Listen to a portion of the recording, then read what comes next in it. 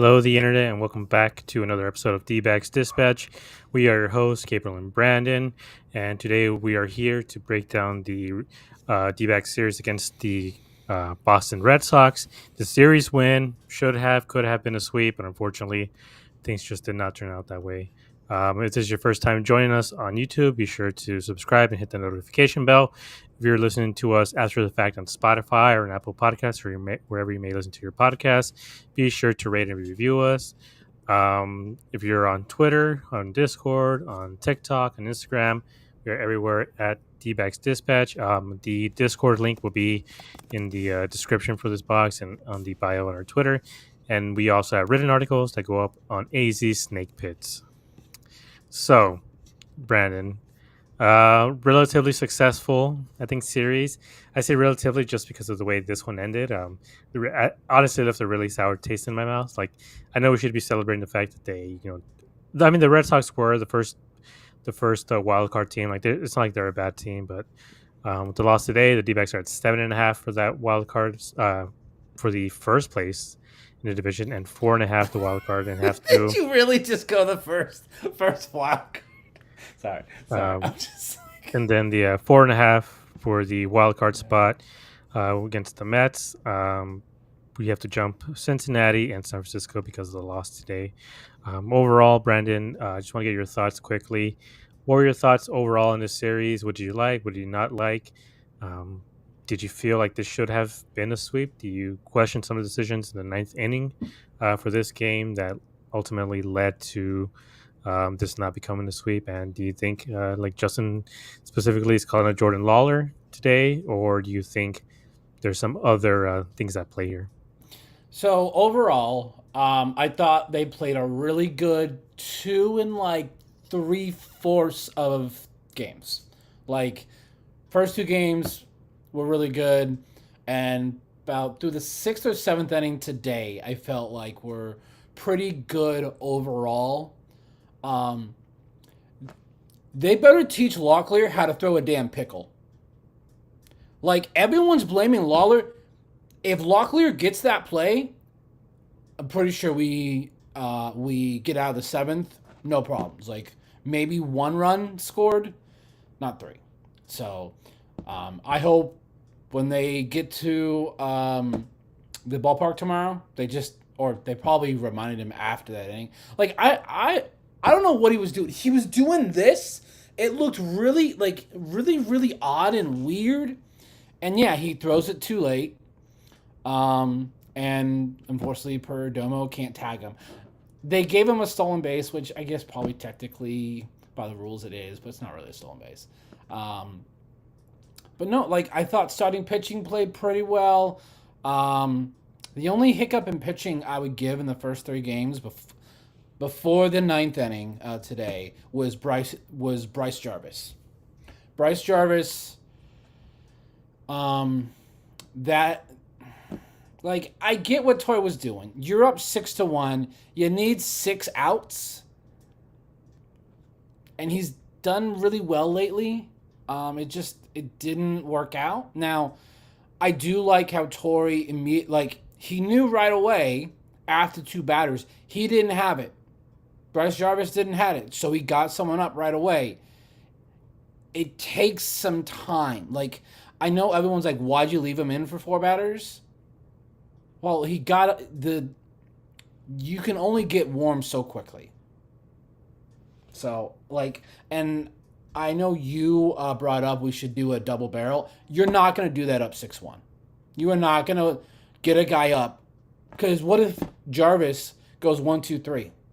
Now you kind of waste that guy getting up and warm.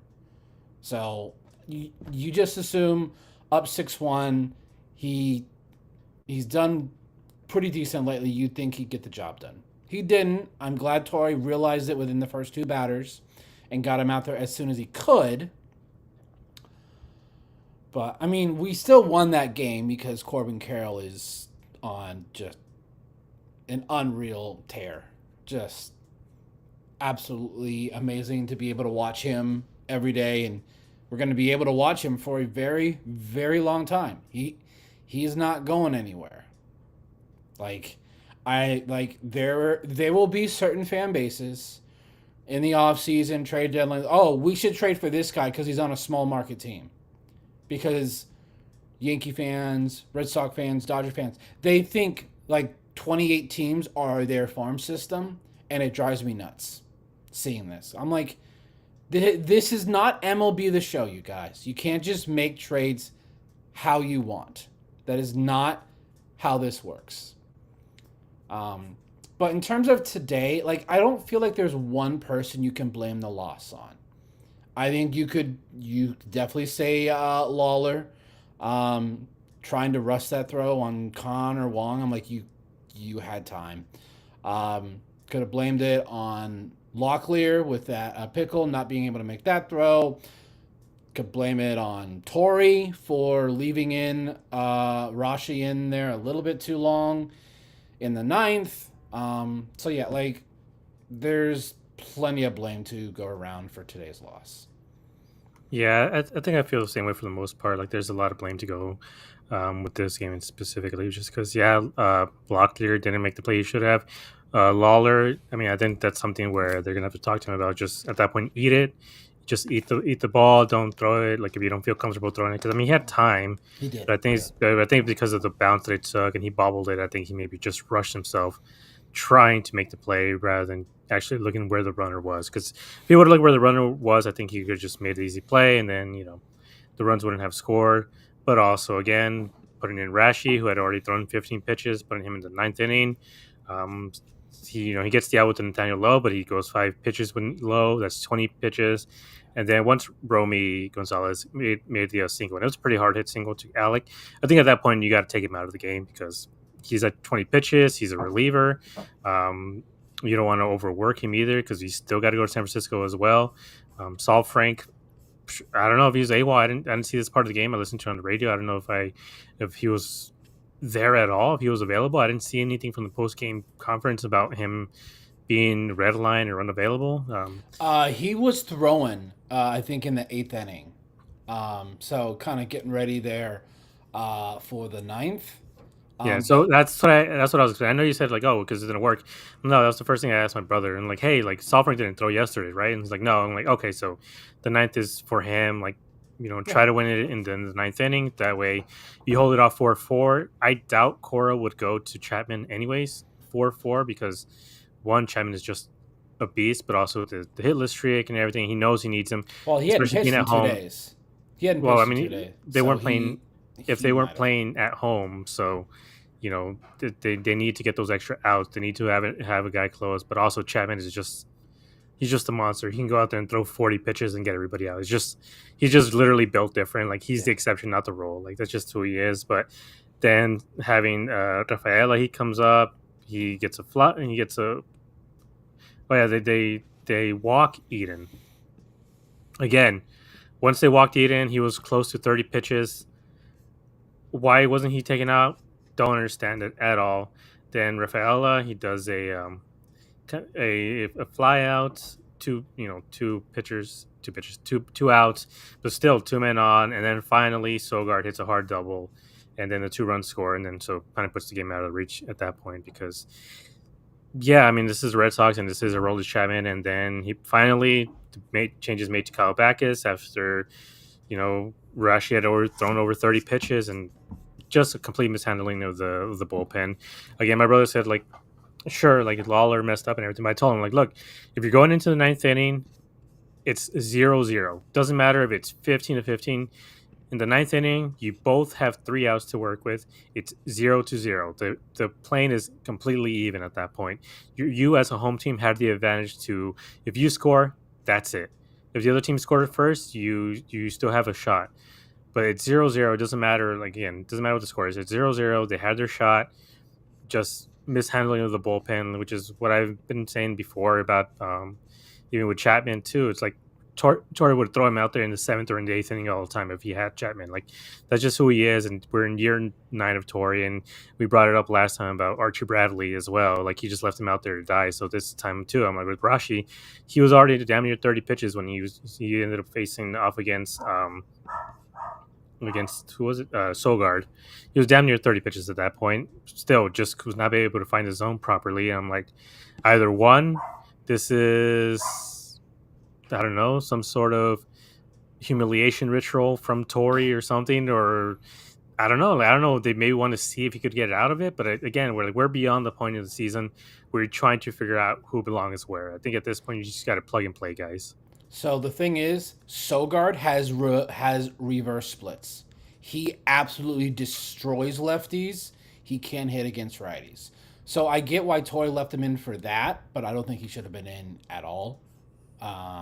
Like you said, like I think he should have been removed after the walk to Eaton. Like I I mean, get that it's 7 pitches, and we've talked about it before. Like walks are just killer. Like they are. it throws everything off, and then so unfortunately that worked out the way it did, and his team wasn't able to get the sweep, unfortunately, because Chapman gets 4 strikeouts in the ninth inning, by the way, which is yeah, just crazy. insane. He's Guys. insane. He's incredible. But we want to focus not so much on the bad part, but I think we kind of just wanted to let that out a little bit because I think we're all frustrated with the one how this game played out in general, but those decisions in the ninth that led to their loss. But game one, we actually went to this game. It was packed. I don't even remember when was the last time I went to a Chase Field game where it was this packed. There was a lot of Red Sox fans, but it was a lot of Diamondbacks fans too. So it wasn't just the Red Sox fans. So the D-backs finally got to 500 with this game. Eduardo Rodriguez pitched an absolute gem. He went 6 innings, 4 hits, 1 run. I think most of the real damage came early in this game. 39,000. 39,000 people were there that on Friday. Most of the damage seemed to have come early on against in the first couple of innings, really against Erod, and then he really settled down and just sat them down. I mean, he wasn't getting a ton of strikeouts, but he was getting a lot of swing and miss, but he also got a lot of soft grounders and a lot of easy pop-ups for this team, and he gave this team a chance to win, especially because they got off to a pretty sizable lead up until that point by the time he exited out the game. Perdomo actually hit a leadoff homer, and he was actually somebody that we had talked about kind of really scuffling as of late, and it was somebody that we wanted to either see, maybe take a day off just to reset himself mentally, because it wasn't just that he wasn't hitting, like he was starting to commit errors. And at that point, that's sometimes when you need to give a guy a day off. And so in this case, it worked out, at least for Perdomo. He got the home run, and he absolutely destroyed in this game. I mean, I believe he went 2 for 4 or 3 for 4. Just look at the stat line really quick. Yeah, he was 4 for 5. Sorry, 4 for 5 with 2 RBI. Just was on the bases, causing chaos the entire game.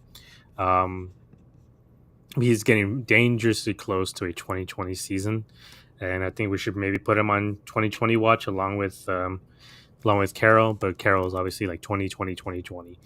But he has 17 homers on the season, but he's already passed the stolen bases. I believe he has about 24. I think he's tied with Carroll. Well, Carroll has the lead. Oh, that's right. He stole a couple times. Yes, after this. He got his 25th today. Yeah. And then Corbin hit 30 home runs.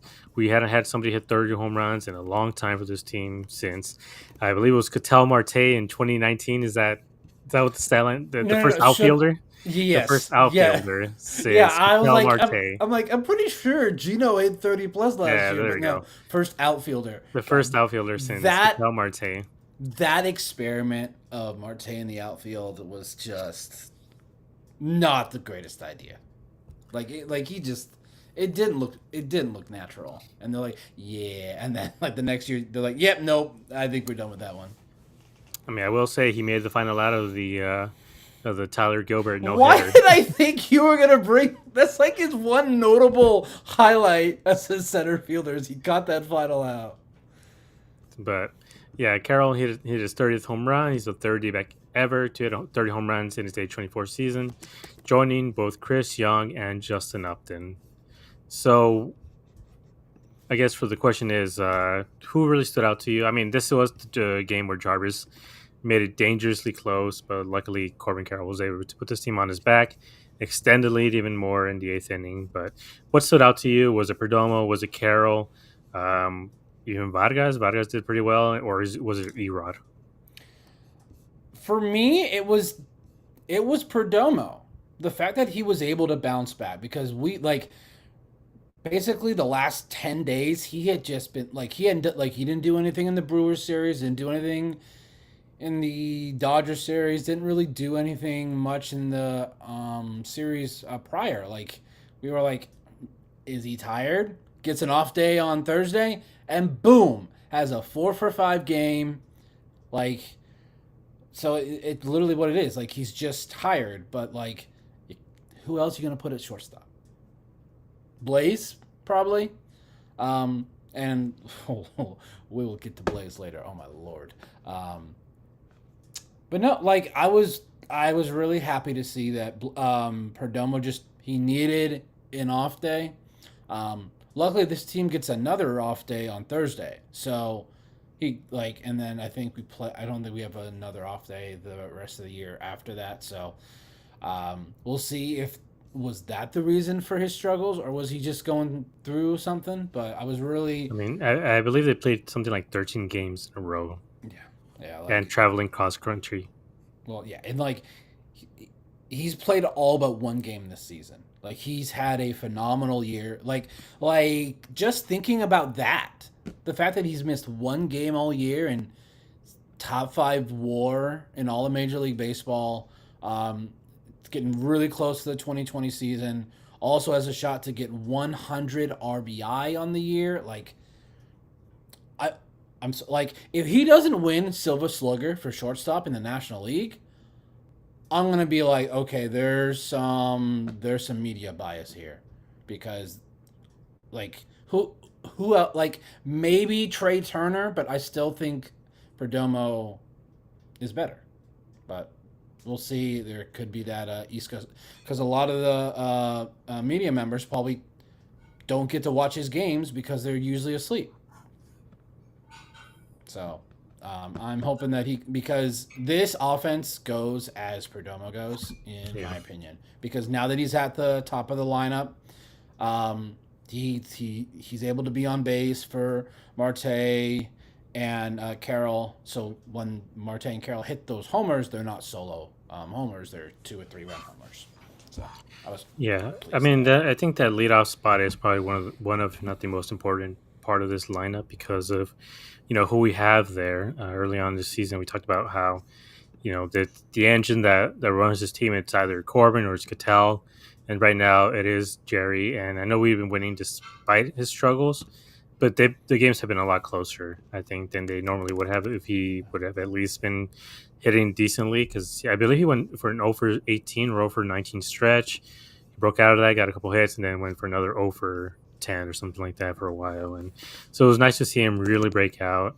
Like we said, like playing 13 games and like going across the country, it really does wear on these guys, especially at this point in the season for guys like Perdomo who have played every single Also, day. if he could stop doing these TikTok lives after the game, Oh yeah, they're hilarious. I love watching them. he I mean, at was least he on doesn't. just At like least he, 30 minutes ago, and it's so great. Like he's just I mean, at least he does them like in Spanish, so it doesn't seem like the team tells him anything. But I mean, I will say, just quickly, side note, that is one of the main reasons I do love watching or hearing the Spanish broadcast because they are more willing to critique the team and critique the players and managers of this team because it's not like they have, Ken Kendrick listening intently to them, what they say, right. and controlling the narrative like they do in the English broadcast and to the English player media. Yeah. But quickly, I just want to acknowledge the chat here. Disruptive, Justin, Ivan, and Trebinator. How are you guys doing? Ivan is asking, do we still have a chance? Technically, yes. I mean, like I said, they're four and a I half in think that we wild do. card. The Mets are playing against the Phillies, I believe, this week coming up. The D-backs are playing against the Giants, who are on a heater. I will say they are on a heater, but again, the Diamondbacks are coming in almost as hot as they are. So it could just be, series. The thing is, we've been talking about it before, but there are 6 games against San Francisco. There's 3 games against the Dodgers, and there's 3 games against the Padres. They need to sweep the Giants for Yes. sure. Yes, all 6. All 6 games. Like the only way they're gonna have any sort of shot at the wild card is to eliminate the teams in front of you. And the Reds have a relatively difficult schedule coming up. But so the Diamondbacks really need to take advantage of facing the San Francisco Giants this week coming up, and then they do obviously have the ones against LA and San Diego. If They you win also those have series, 3 against the Twins this weekend. They need to sweep that too, yes, the Twins have been not so good this season. So especially since the trade we've deadline. we've mentioned before, they need to sweep the bad teams, and so far they really haven't. But this is the time to do it. I mean, like I said, the Giants aren't a bad team. They're right now a mediocre team, but they're on a heater. So, they're playing a little bit better balls. But again, same as the Diamondbacks. They're both playing very good baseball right now. So, by the way, they need a sweep, and they also need to be able to sweep Minnesota to at least stay in contention. I believe the Fangraphs has them at 2% still. Yes. That's Hey, gone it up. doubled. Hey, It that's gone doubled up from the since. other day. I mean, just a couple of weeks ago, they were at zero point 0.4 or something Yeah. like that. So it's been going up steadily. The Mets haven't been playing the best either, so they have a chance. And look, the division, I know it's 7.5 games, but the Dodgers are not playing good baseball, and the Padres are not playing good baseball right now either. They're losing to some really, really bad teams. So if they keep losing, the Diamondbacks, take care of business. I think we talked about it on the group chat. I think this division might end up a lot closer than we originally anticipated. I think at Right most, now, we I think when all are. is said and done, the separation is going to be 5 games from whoever wins first to fourth. Yeah, because right now we are 7.5 back of the Dodgers. It like I mean, let's say they're playing against the Dodgers this week coming up. They sweep the Dodgers. That's three. They're Yep. 4 games behind. yeah, And like then they play against San Diego. Same thing. There'd be 2 games behind. So a lot of pivotal games left to be played. So a lot of people who said the season was over after the trade deadline, which is one of my biggest gripes with Mike Hazen, is just the way he sold and said he was going to sell right away. I think if this team would have kept Josh Naylor specifically and Merrill Kelly, I do think they would be in a lot better position than they are now. I unfortunately I don't agree with that because I think our bullpen would be so much like we wouldn't have been able to acquire a lot of these bullpen Well, arms. none of those guys are making any impact at the major league level right now. But Gino's not really helping the Mariners Well, that much either. I didn't say Gino. I said Josh Naylor and Merrill. Okay, I will give you Merrill. Well, I don't think we've seen any of the guys that we got for Merrill yet. Like it's all No, been that's what I'm the saying. That was my point all along. It's just unless you're gonna top 100 guy or guys who are major league ready, I didn't want these guys to be sold because at that point it's like we're near 500. There's still 40 something games left. Like I didn't understand why this team or why this organization chose to quit when they did. Because I'm like, what do you owe Merrill? Like a couple million? What do you owe Naylor? A couple million? Like just keep both of them. See if you can make any sort of run. Because again, if Ken Kendrick is tighten up the purse strings because they spent a lot of money this season. You know what would help them? Playoff revenue. Playoff revenue gives you so much money, not just from the games you play, but from the shares at the end of the season as well. So again, it is what it is. You play with the guys you got. Unfortunately, the guys that we got aren't the best. Or aren't really making much of an impact at the major league level. But moving on to game 2. So now this one was just a straight up back and forth game compared to game 1. Game 1 was one of those where you're like you felt a little anxious and then you're okay and then you're like all right, like this team needs to really shape it up. But you know early on the score seemed to be a little bit lopsided. I mean the Boston Red Sox put up a run in the third, but the Diamondbacks had already scored 3 off of Giolito. I believe this is when they made an error. I believe this was a Trevor Story Yep. error that extended this inning. But then the Diamondbacks came back in the fourth, put up another run. Then it came back in the seventh to put up another run. And in this game, really, it seemed to be a lot of, I guess you could say, errors on behalf of the Red Sox to help the Diamondbacks really take advantage. But the 2 biggest plays, I think, were the defensive plays in this game. It was the Rafael Cedeno, is that his name, right? Sedane or Raphael, yeah. Yeah. Oh, Cedeno, yeah. He made just an absolutely disgusting home run steal. Like the way he like went over the fence too. It didn't seem like the normal, you jump up and you grab it or something like that. Like I mean, he just straight up just stole that thing out of the air from Corbin Carroll, Yeah, that sucked. and man, so close to the 31st home run, and unfortunately, we couldn't see Carroll hit his 31st, but we got a web gem from Sedan. Just, I still don't understand how he caught that. I need to see the replay, like I up said close. it That thing was crazy. on our preview. Like he is their best defensive outfielder. Yeah, He's he's incredible. just amazing. And then occasionally they'll play him at second base. I'm like, what are you doing? This is a Gold Glove center fielder, and we saw it in this game. And then a couple innings later, he makes just a completely misjudged dive that I thought Oh was yeah, hilarious. I was like, yeah. yeah, you missed that one by a mile. High highs and low lows. Yeah.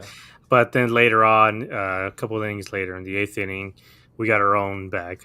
Blaze Alexander, he took the weirdest route to this Alex Bregman fly ball. I mean, Bregman, it seemed like he knew it was a home run off of his bat by the way he was running and left the box. And then just Blaze takes a weird route, jumps up, and then steals a home run away from two Boston fans. And I mean, everyone, like you can see the crowd reaction, the fan I reaction. was there. Everybody was I like, lost it. I'm "Oh like, my god!" And I thought like he just missed it, and then I'm like, oh my god, he caught that. I mean, he Just, damn near did the gladiator. Are you not entertained? yeah. Like, just put his hands up and just kind of just And, like, and then he puts his glove in front of his face because he's probably smiling and laughing. yeah.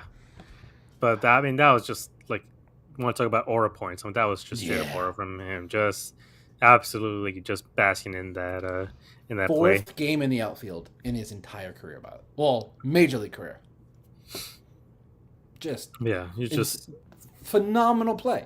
Like those might be the two best plays we've seen in the outfield in all of Major League Baseball. Certainly at Chase Field this year. Certainly the best at Chase Field. yeah. Like, like a lot of people say, "Oh, Blaze was better." Some say Rafaela's was better. I think they're both like 10 out of 10s.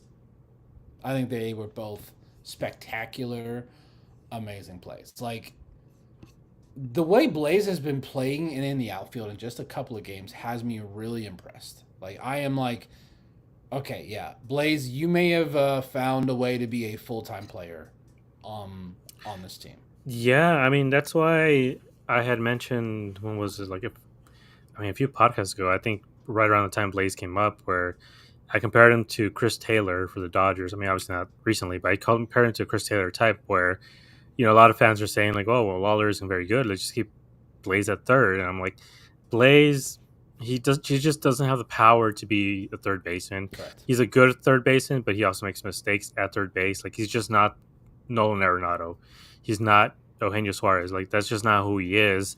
He is, like I said, a Chris Taylor type of guy who might, with consistent play, he might hit 15 home runs, and who's going to play damn near, perfect defense no matter where you play him, whether it's in the infield, in the outfield. I mean, you can play third, you can play short, you can play second, you can play probably any part of the outfield as well. So I think going forward, everyone's talking about like where you're going to get at bats for Lawler from. I'm like, where there's a lot of guys who can move around and who haven't been playing the best either. I mean, they just keep giving Jake McCarthy at bats, and I don't think they necessarily should. I mean, he's not the best, but also at part of me just thinks that maybe they want to move on from him in the offseason and just trying to get his bat going the best they can so they can sell him off for, you know, at least a bucket of popcorn or something. Like, I don't know. A single A project pitcher. Yeah.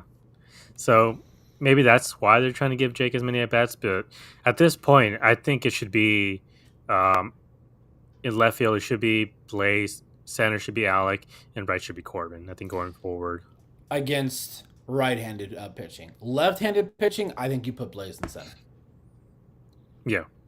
Yeah. I mean, I think it would be, honestly, I think it would be okay for me either way. I mean, I like seeing Alec out there anyways, but at least for this game, what stood out to you? Was it the Blaze catch? Is that the most important thing? Was it some guy that we didn't mention? Brandon Pfaadt also had an outstanding start in this game. 6 innings, 6 hits, 1 earned run, 7 strikeouts. What stood out to you in this game? I mean, Obviously, it was the Blaze catch. Like that Blaze catch was just simply amazing. It was funny after the game. They basically asked him, "Have you watched?" He's like, "Yeah, like a bunch." Like it's just like it's so it's so great. But no, like I thought Fought did really really well. Um, for me, like we last podcast we talked about his home and road splits, how it's so drastically different. So I was expecting a decent start here out of Fought. Um, and it's interesting if you include the basically the last run through the rotation. They all quality starts, 6 straight quality starts, and that's when this team had really played well outside of two questionable Tory bullpen decisions. You take those out, and we're on what, like an 8 game win streak probably, because you got the no, actually probably more than that, because you had the Yeah, like we the took the last Brewers. two against the Brewers. We could have taken that Sunday game against the Dodgers, and then like game one against the Rangers. Like, so right there, what is that? Like 11 games, Yeah, and then we are right on the heels of the Mets. So if the starting pitching can continue to do this, 3 runs or less, 6 innings pitched, and offense gives us 4 or 5, like I I truly think that we'll be right there in that final week, like right on the Mets, maybe 1 or 2 games back. Like we kind of talked about it. Be in a spot where you can have meaningful baseball games in September, and that's where we are. Like we're now, I mean, we were 4 games back. We're 4.5.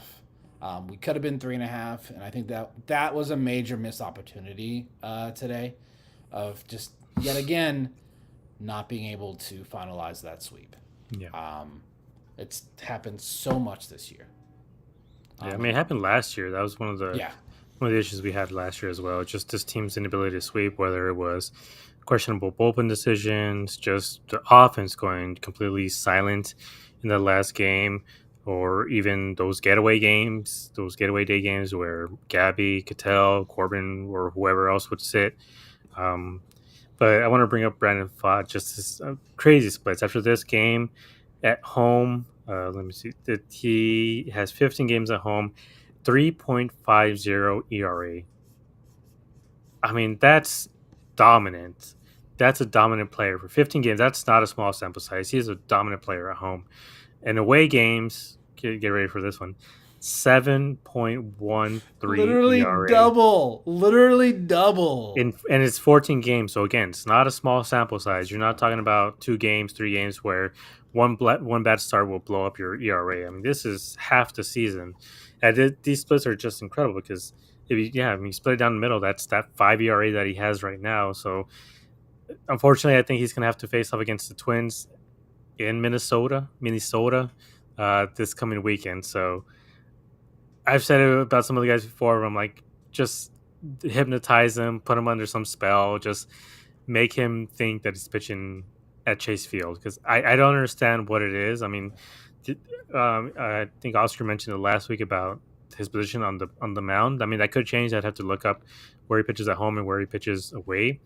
But it could just be the batter's eye at Chase Field from his release point. It just probably looks really hard for batters or something, specifically at Chase Field. So maybe that is a reason why he moves up and down from the mound because maybe the arm angle and the slot that it comes out from, or maybe on the road you can just see the ball coming out of his hands, basically from the stretch or something. Um, but yeah, just with Brandon Pfaadt, like he just has the craziest splits, and That's a lot of insane. people talk about like him being washed or they want to move on from him. I'm like, but he has a 3.50 ERA at home. Like, there's something there. Like we said the same thing, or we saw the same thing last year from Ryan, where he just pitched incredible at home, and he had like a 2.5 ERA at home, and then like a 5 on the road. So when you have a guy who's able to be that good and that consistent, at least at home, there's something there, and there's something to work towards. Whether it's a mental thing, it's a physical adjustment that he has to make on the road. But in this game, I just wanted to give Brandon Fott his due in this game, give him his flowers because he did put this team on his back. Because 6 innings and 1 run, the Diamondbacks just needed two runs to win this game, and they got more than that from the offense and from the defense to help that as well. He outdueled Giolito. I mean, Giolito has had like a low 3 ERA. I mean, all these guys have been very good for the Red Sox. So the fact that they're able to do this, you know, other than the 4 runs that they scored in the 8th inning, I mean, they kind of held this team in check in both of these first 2 games, and even unfortunately in Sunday for the most part that held them in check. And the bullpen continues to hate not just Erod but Brian Nelson as well, who I believe this is now 7 games that the bullpen has cost him. That he's had one because it was 6 It last was. week, Yes, it's and the 7 bullpen now. blew it up. Yeah, so it's 7 now. So everyone, who talk, it's still to this day, you still have a lot of people who talk about, oh, well, wins and losses. Brian Nelson is a a huge poster child to why wins and losses kind of don't mean anything, because if he had those 6 just straight up losses by the bullpen, he would be 13-3. But instead he is 7-3. He continues to have a great season, 3.48 ERA and 137 innings.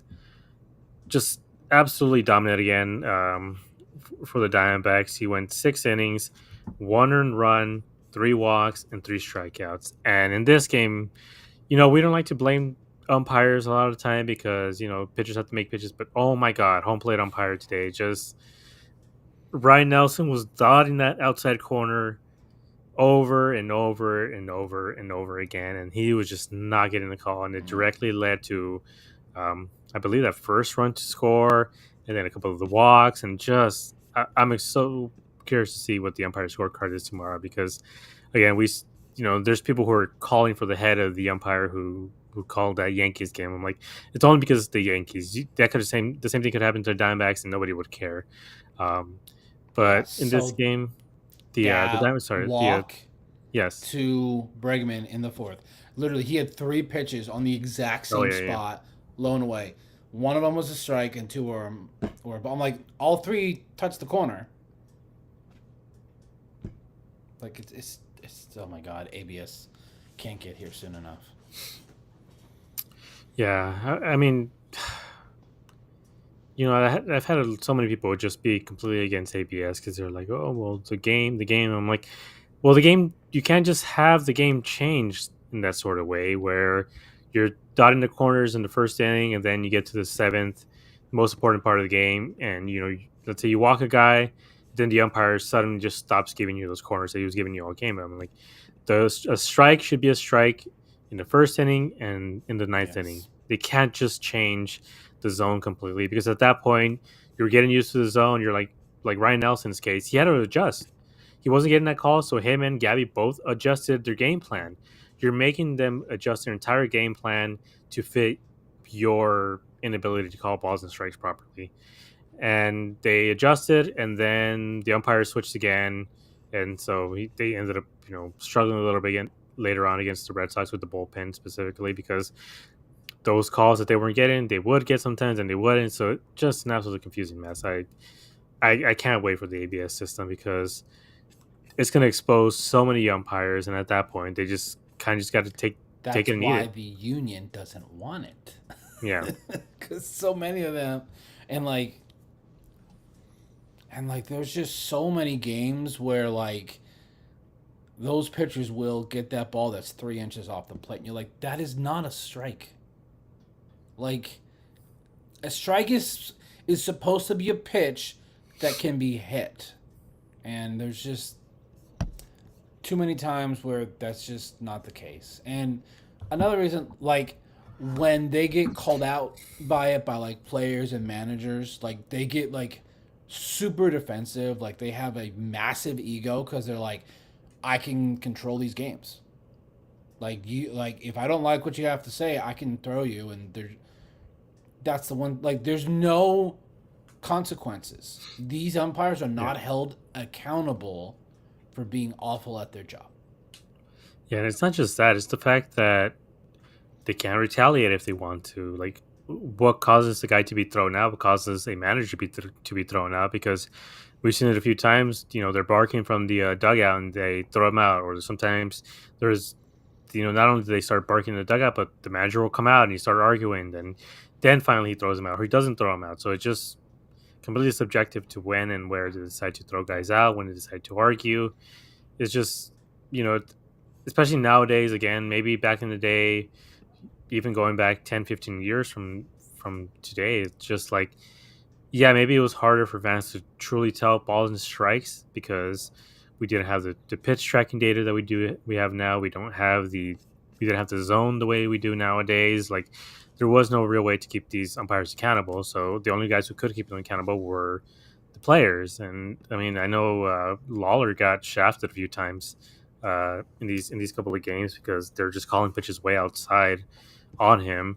And I remember Locklear too. His first couple of weeks, it seemed like they were, again, just like a weird hazing that they do to rookies, where they're just calling pitches way outside, and it's like they didn't make it to the major leagues swinging at bad pitches in the minor leagues, and then you go up to the major leagues, they're calling balls 3-4 inches outside of the zone, and you have to start swinging at them because that's your only option. Like, even if you don't want to swing at it, you're either you know you can either make a little bit of contact maybe, or you just take a strike three called looking. So it just completely changes the game in a way that should never change the game. The umpire should not have this much control over a game, and I think the Diamondbacks just got screwed in this one. I mean, again, they should have won.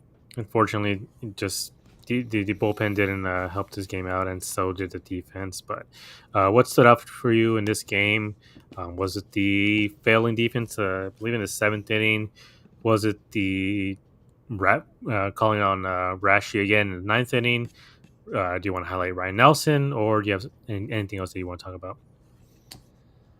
I mean, we kind of already discussed the questionable decisions there near the end of the game that kind of cost this team the game. Um, I love watching Ryan Nelson pitch. Like, he's just so exciting to watch. I love his confidence in his fastball is just so great. Like, he's like, I'm throwing it. I know I'm throwing it, but you still don't hit it. Like, they know he throws it 60% of the time.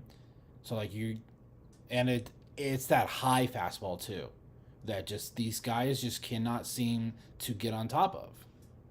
So, but like the fact that the last 6 games, the starting pitcher has a sub 2 ERA, 1.98 ERA is incredibly impressive. If they can continue to do this, because they're 21-14 since the trade deadline, that's a 600% winning percentage. They keep that pace for the rest of the year, 84 wins. Is that enough? The way the Mets have been skidding, it might or may not be. I believe we have the tiebreaker over the Mets as well. I think we have it by 1 game. So, guys, like, I know that there's still a lot of team based on the standings. Yes, Giants and Reds are in front of us. But if we take care of business and we take care of these 6 games against the Giants, we could be ahead of them. Reds play the Padres as we play the Giants here. So really, whoever loses that, like, as long as we beat the Giants, we kind of benefit either way, which is kind of the same thing. I think the Reds and the Cardinals play each other last week. So the Reds finish here. Padres, Athletics, Cardinals, Cubs, Pirates, Brewers. So it's not a cakewalk. I mean, the Cubs are good. The Brewers are amazing. So they're playing against what, nine? They're nine of their last 16, 17 games are against playoff teams. Yeah. And so they play the Cardinals. So next week, the same time that we're playing the Giants here. So again, like, you got to take care of your business first, but you also do need that help. And I believe the Reds have the tiebreaker over us because of that Yeah. ridiculous 3-game series in Cincy. So we definitely need to finish with a better record. But it's just nice to have this conversation in Yeah. the early September after what this season has been. The fact that we could still make the playoffs, and we've talked about it. Even if we get in with this bullpen, do we really want to play in the play? Like, do we want to give ourselves that hope for it just all to be taken away? But also, what if we get the starting pitching we've gotten the last week, and we get what this offense does, where they sometimes go on a tear. Like Gabby has been amazing since he came back. Yeah. Um, I mean, they're getting hot Blaze, at the right time. I mean, Blaze, Corbin, Perdomo starting to hit again. The only one who hasn't is Cattell. He really struggled in this series. I believe he went hitless in this series. Cattell could still get really hot to end the season, but again, Corbin is playing out of his mind. He has a 260 average now. Cattell is a Um, 900 OPS, you guys. yeah, that's like, like but yeah, we're getting these guys to be hot, right at the same time and when we need them to. Same with Gabby. McCann hit very well yesterday too. So 3 hits, and he hadn't played in a week and a half. He gets 3 hits in his first game back. I think McCann is a underappreciated part of why Gallen has been so good since the deadline. I think McCann is a big factor in that. I mean, just look at the last time they went to the playoffs. Gabby was hurt almost immediately, and they had to put in Jose Herrera in like that first game when he got hit in the head or whatever happened. Yeah. Imagine having McCann for that series, or even against the Rangers or whoever. ADC too. Yeah, things could have really changed for this team for that World Series run. And again, like you said, it's good that we're able to have these conversations because a lot of the fans and even it's the local sports media, they kind of just called this team dead in the water just a few weeks ago, and if not at the deadline, just I mean, we were, I completely, think, what, 8 or 9 games out of that final yeah, wild card. We were like 5 games under. Like, I get it. Like, but I'm like, these guys in the clubhouse didn't want to give up. They wanted to keep playing, and for everyone saying that Torrey lost the clubhouse, if he did, they would not have gone on this stretch that they've had the last yeah. month. But Like, but if also, he truly lost the clubhouse, they would flip that. They would have been 14-21, not 21-14. yeah, but it's just this team plays really well when again they just needed to have things clicking, and they're finally seemingly to be clicking at the same time. And baseball is 162 games. It's 6 months. Yeah. It's one of the longest sports. Like in football, I mean, go Cardinals. They won today. Really got to win. A lot of work, a lot of things to work on the offense, but It's overall, week I one. think it It's went. week one. Yeah, but again, it's week one. Yeah. But in football, you have 17 games. You have half the season to figure things out. In there, it's like if you lose 2-3 games to start off the season, you're kind of toast at that point Yeah. because in order to come back, it's really hard. But the Diamondbacks beating 3 games under 500 at the deadline. I don't see how anybody can see the talent on this team and say, yeah, they're dead. They're 3 games out. Like there should never have been a conversation that was to be had If for they this team. didn't have a top offense, I would have been like, yeah, like it's done. Like you're 3 games under. You don't. They're probably gonna have 3 guys in the top 10, Top 10, yeah. in MVP voting at the end of the year. Cattell, Perdomo, and Carroll are all going to be well represented in the MVP That's voting. why I never 100% wanted to give up. And Brandley said it on the broadcast like 3 or 4 times this week. Until there's an X in the standings where you've been eliminated, it's never over. Yeah. It's never over. And it's not. Like, we just need to have a just not a repeat of today with the errors in the bullpen decisions, but like we need some like to be honest, we really need to sweep the next 9 games. I know that is a bold proclamation to make because we really haven't gone on a streak that much, but like we know we need to beat the Giants because they're right there with us. The Twins are not a very good baseball team, but sometimes we play down to our competition. So I'm hoping that's not the case. Also, the batter's eye at the Twins is awful. It's so just like it's so weird, especially if it's a day game. So Yeah. I'm hoping they don't struggle there. But like, even if they take 2 or 3 for the rest of the year, like that's you're going one game up, and they're what's that 1, 2, like 5 like if they if for me 84 wins, they might make the playoffs. You get 85 or 86, I feel a whole lot better. Yeah. Yeah, like again, because I know the Diamondbacks have like a tough schedule coming up, and they have, I think, the hardest schedule Correct. overall to end the season. But when you're playing very good baseball, that doesn't always matter. It's just like that common saying: it's not who you play; it's when you play them. And sometimes you just get teams that are in a really good hot streak in the moment. That team can win 5 or 6 in a row, and your team might just be one of those teams that ends up getting swept. And in the Diamondbacks case, specifically the Giants. I want to talk about them. I guess we can start talking about the Giants now. Um, the Giants were also dead in the water just a couple of weeks ago because they had fallen behind the Diamondbacks as well, and they just were not playing very good. And then suddenly came roaring back. They won 9 out of 10 games, and you're talking about sweeping the next 9 games, but who's to say they can't take 9 out of 10? 9 out of 10 should be doable. I still strongly believe that Diamondbacks are a better team than the San Francisco Giants. I think they have a superior team overall. I know the Giants have a better bullpen, but if the bullpen is That's the pitching, only thing I think that, but that's well, it. The Diamondbacks have a better offense. The At least the caliber of pitching. I know Logan Webb is very good, but you look up and down that list in San Francisco, and it's a lot of like iffy guys. It's not like the Diamondbacks don't have iffy guys either, but Ryan Nelson, Zach Gallen, the way he's been in the second half, even Brandon Potts to a certain extent, Erod and Chris Matt. Who's to say they can't take 9 out of 10 games coming up? Because if they take 9 out of 10 games, they're at 81 games. They're 81 and 73 of the take 9 of the next 10 games. So at that point, you would still need anyone. So that's still like 9 games left. so we have 18 games left. We have 6 series left at 3 games apiece. You take 2 or 3 out of every single one of those games, they go 14-4. They finish with 86 wins.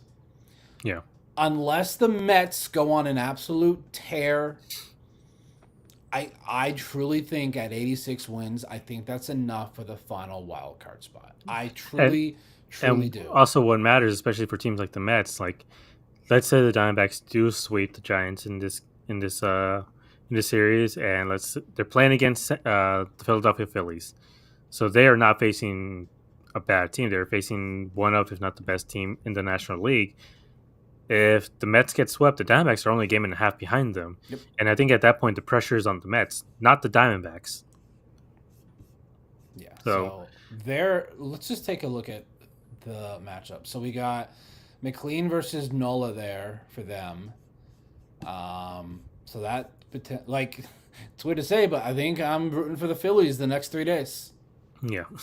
Unfortunately, it's Aranola who is just the regression of Aranola is something that needs to be studied. But yeah, the Mets and Phillies are, I believe, going for 3 games, if not Correct. four. There's 3 games. Um, no, it's 4 games. It's 4 games.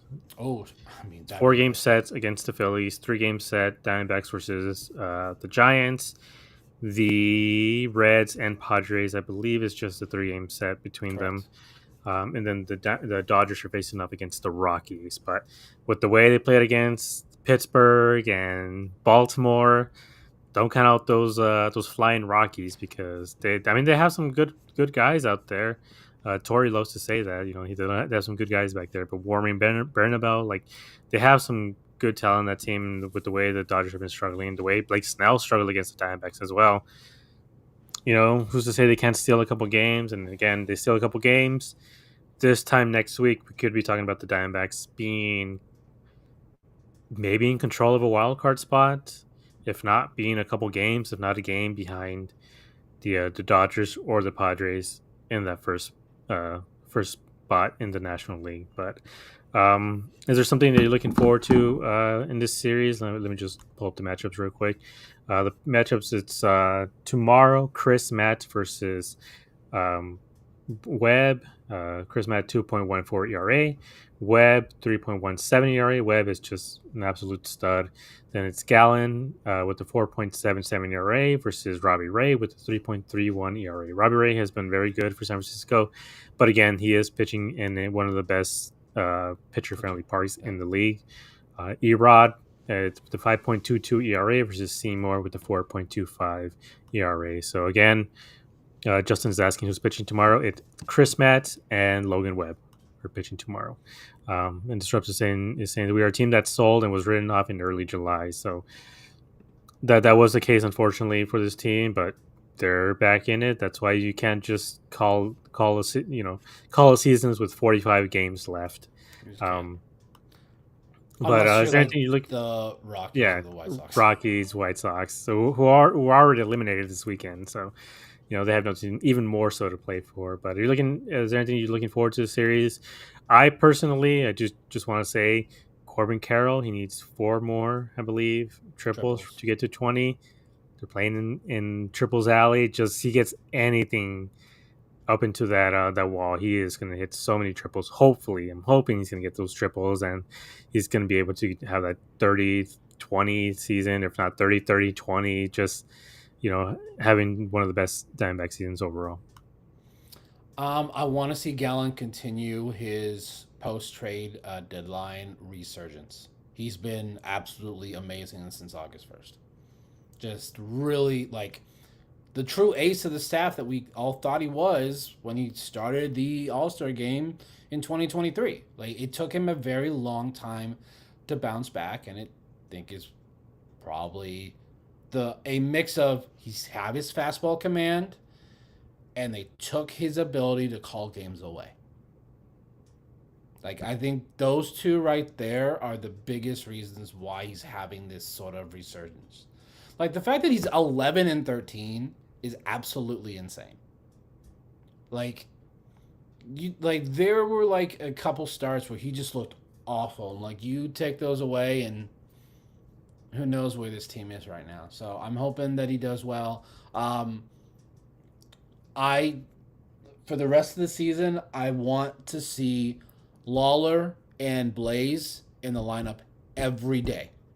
I want to see Blaze in left, Lawler at third. Like I know Lawler had some errors today.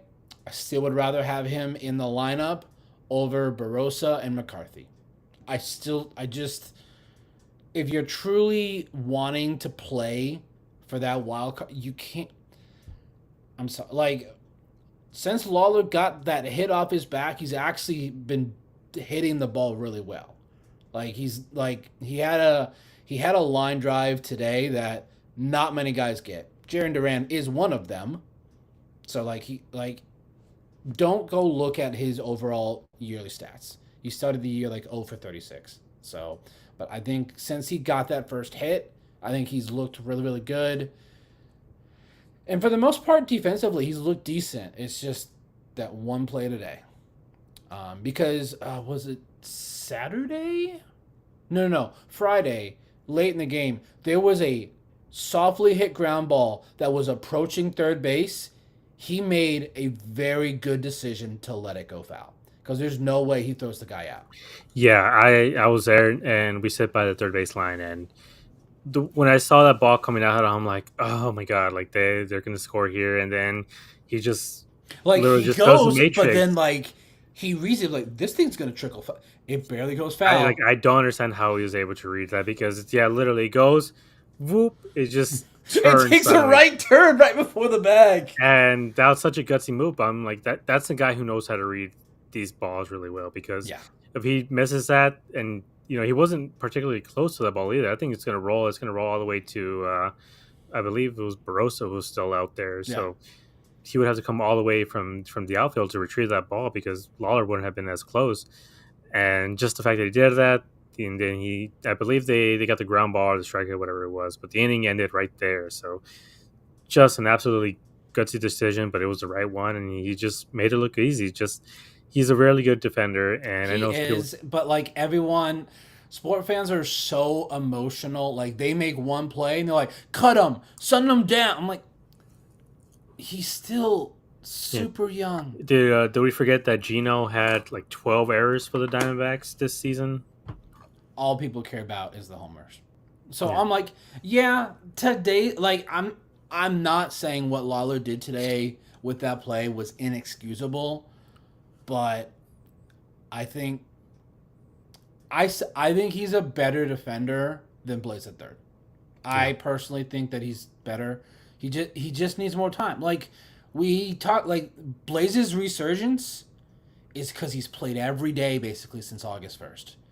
This is how these guys really develop is they have to play every day, and we've seen what it has done for Blaze. Yeah, if you want to talk about development too, again, Jordan Lawler's over 2 years younger than Blaze Alexander. They're both at different stages in their career and their development. Like Blaze is who he is, and same with McCarthy, same with Barossa.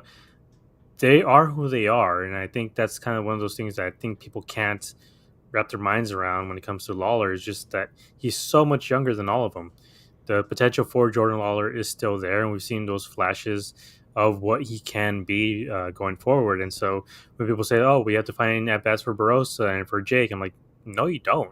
You know what Barossa is." At this point, in his career, he's had enough at bats, and you've seen He's him a in the great minors. defender. He's a fantastic defender, but he cannot hit. He can't hit, and then Jake. Same thing with Jake too. He has really good speed. He's a guy that if he was 23 years old, you would be like, he's right there. Like I just know, Yeah, we said makes a that little three move. years ago. We said that 3 years ago, and he's going to turn 28 next season, I believe. Yeah. So Jake is who he is. He has enough bats. People want to say that Pavin Smith. We know who Pavin Smith is. Say the same thing about Jake, because Jake has shown you throughout his entire career who he is. He's a guy who's going to be struggling to hit his weight, and he's going to play good defense. He's going to steal bases. He can cause chaos, but he just unfortunately isn't very good. And coming into next season, I believe this is his last season with the Diamondbacks as well, if not the last year arbitration that he would be eligible, or maybe he needs 2 years. But either way, we know who they are, and the guy we don't truly know who they are is Jordan Lawler. So Jordan Lawler, I still think needs to be playing 4 or 5 games a week, not 2 or 3. Blaze needs to be playing every day. Obviously, everyone else I think can be playing every day. I just think there's ways to find that bats for these guys, putting guys in DH, taking them out. Again, the outfield should be Blaze in one of the corners, if not, whether it's corner or center, it should be him and Alec and Corbin, any sort of mixture of them. I don't want to see Barossa out there anymore. I don't want to see Jake out there anymore. Vargas needs to get more at bats, but he Yeah, he it's either DH second or first. Like Locklear, um, yeah. I mean, I will say he did have a clutch walk today. I do want to give him credit for that. I mean, I know he messed up, but he did have a clutch walk that allowed Alec to He get to had one second on base. Friday too. I Yeah. think, which Oh allowed yeah, yeah, Carroll to. So like he's been more patient at the plate, but he still has too many check swings. I'm like, either you're gonna swing or you're yeah. not. Um, so to be honest, I'd rather put Vargas at Vargas, me first too. Yeah, because I've been saying that for a bit I because just he's a bet like he has the experience, like he has that experience. He's just a better hitter. Had that big homer against the Dodgers. Had that big homer on Friday, when we got a big like. So I'm hoping that they change their decision on the whole. Like I'm fine if you want to just play Lawler at third base, but like he needs to play more than 2 to 3 times a week. yeah, because again, like we have to see what he is because again for next season we don't have a first baseman for next season. I know they want to say it's Locklear, but if Locklear finishes the way he is, it should not be Locklear. And for next season, we don't have a third baseman either.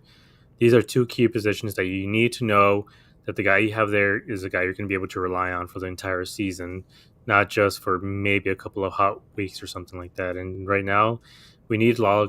We need to see what we can from Lawler because at most we might see him in the fall league, facing more minor league pitching, which Does he even qualify to be in the fall league? I think he still does. It's something like 150 plate appearances or something like that. Like I don't know. It's like those rookie roles are really confusing. They really Um, are. but if not there, then he can go play winter ball. Like there's ways for him to get his work in. But again, when you're playing at the major league level, like you don't. What more can you do? What more can you do in AAA or in the winter ball? But anyways, any final thoughts for this series or for the upcoming series? I just sweeps would be nice, but again, if you win the series, maybe sweep one of them. But as long as you win each series for the rest of the year, I truly think they're going to be right there for that final wild card. Like that's the only one that we have a shot at. Anything else? Nope. Not like I know how you like. You're like, oh, we're like 9 games back of that first wild card. I'm like, well, that's never been feasible for me. I'm like, just get in because we saw what happened in 23. You just got to get into the tournament, and once that starts, everyone's back at 0. So it's a fresh start. Yeah, I mean that's how I feel. Just when you're this close, I mean it is a fresh start for everybody, and hopefully they can take this series from the Giants, and we can come on whether it's Wednesday or Thursday and celebrate the fact that the Diamondbacks might be in striking distance of that wild card spot. But until then, I just want to thank everybody for coming in here. Disruptive, Justin, Trepanator, Ivan. Thank you guys all for coming in here. Thank you guys for commenting. And we'll see you guys next time. Bye.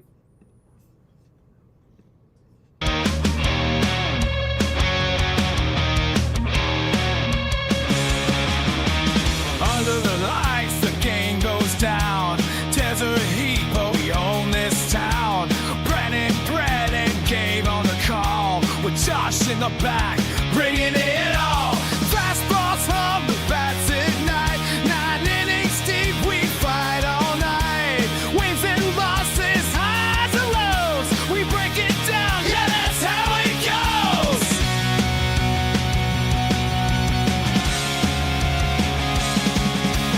Dbacks, dispatch, turn it